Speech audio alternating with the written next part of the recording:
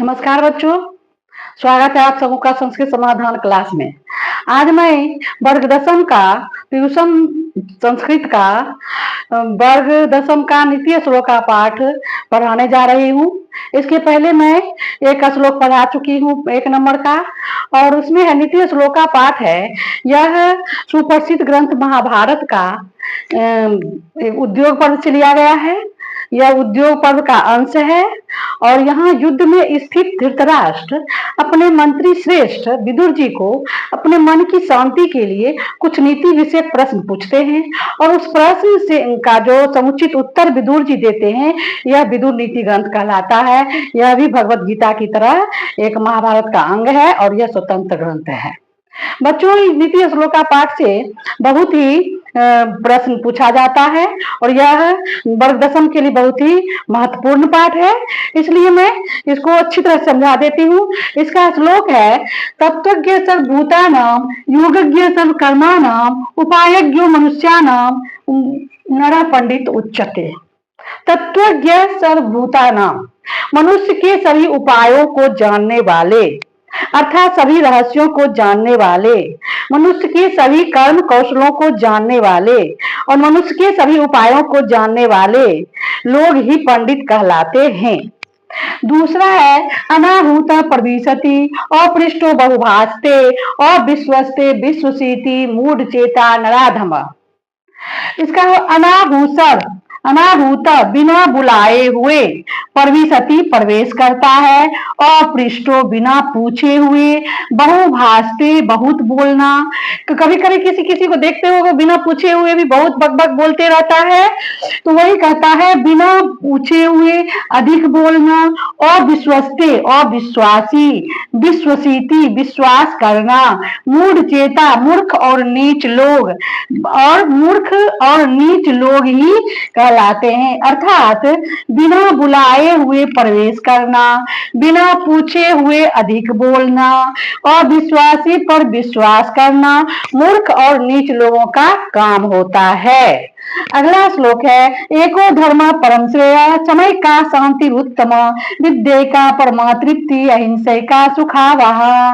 एको धर्म, एको एक, धर्म धर्म, परम बहुत बड़ा, स्वे स्वे यश, क्षमय का एक, क्षमा क्षमा जो एका क्षमय का हो गया, और एक ही क्षमा, शांति उत्तमा, शांति जो उत्तमा हो गया, शांति उत्तमा उत्तम शांति। इसका अर्थ है एक ही धर्म है जो सबसे बड़ा श्रेय होता है, और एक ही क्षमा है जो उत्तम शांति है। बच्चों, कितना भी किसी पर क्रोध है, अगर आप क्षमा कर देते हैं तो वह मन में शांति आ जाती है। तो वही कहता है एक ही धर्म है जो सबसे बड़ा श्रेय होता है, एक ही क्षमा है जो उत्तम शांति है, एक ही विद्या है जो सबसे बड़ी संतुष्टि है, तृप्ति माने संतुष्टि, और एक ही अहिंसा है जो परम सुख देने वाली होती है। फिर से एक बार कहते हैं, एक ही धर्म है जो सबसे बड़ा श्रेय होता है, एक क्षमा है जो उत्तम शांति देती है, एक ही विद्या है जो परम संतुष्टि होती है, और एक अहिंसा है जो परम सुख देने वाली होती है। अगला है, त्रिविधम नरकस्येदं द्वारम नाशनात्मना काम क्रोध तथा लोभ अस्मादेतत्रयं त्यजेत। कहते हैं नरक त्रिविधम, 3 प्रकार के, नरकस्येदं नरक जो इदम नरक के, द्वारम मार्ग, नाशनम आत्मना, नरक जाने के 3 मार्ग होते हैं जो हमारे आत्मा को नाश कर देते हैं। तो वो 3 मार्ग कौन होते हैं? काम, क्रोध तथा लोभ, जो हमें इन तीनों को त्याग देना चाहिए। नरक जाने के 3 मार्ग होते हैं, काम, क्रोध और लोभ, जो हमारे आत्मा को नाश कर देते हैं, इसलिए इन तीनों को त्याग देना चाहिए। अगला है, षड्दोषा पुरुषे ने आतव्या भूति मिच्छता निंद्रा तंद्रा भयम क्रोधम आलस्यम दीर्घसूत्रता। षड्दोषा, यहाँ कथाकार कहते हैं कि भूति मिच्छता, यहाँ सुनो, भूति मिच्छता माने उन्नति चाहने वाले लोगों को 6 दोष त्याग देना चाहिए। वह कौन कौन दोष है? जो निंद अधिक देर सोना नहीं चाहिए। तंद्रा, नींद के बाद जो ऊँघना होता है तंद्रा। भय, डरना, क्रोध, गुस्सा और आलस्य और दीर्घसूत्रता। दीर्घसूत्रता का मतलब हुआ बहुत अधिक देर तक काम करना। कोई भी छोटा काम को भी हम बहुत देर तक कर रहे हैं, इससे उन्नति नहीं होगी, इससे हमारा समय बहुत बर्बाद होगा और काम बहुत कम होगा। इसलिए कवि कहते हैं कि जो उन्नति चाहने वाले पुरुष हैं उन्हें 6 दोषों को त्याग देना चाहिए।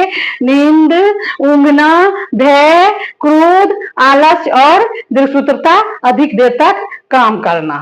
तो बच्चों, नीति श्लोका पाठ का श्लोक यहीं तक हो गया। अब 1-2 बचा हुआ है, फिर कभी बताएंगे। अगर यह पसंद आए तो इसे बार बार पढ़ें, इस श्लोक को बार बार याद करें तो समझ में आएगी। यहाँ बहुत अच्छी अच्छी बातें कही गई है। नीति श्लोक का अर्थ हुआ नीति भरी, नीतिपूर्ण बातें। धन्यवाद।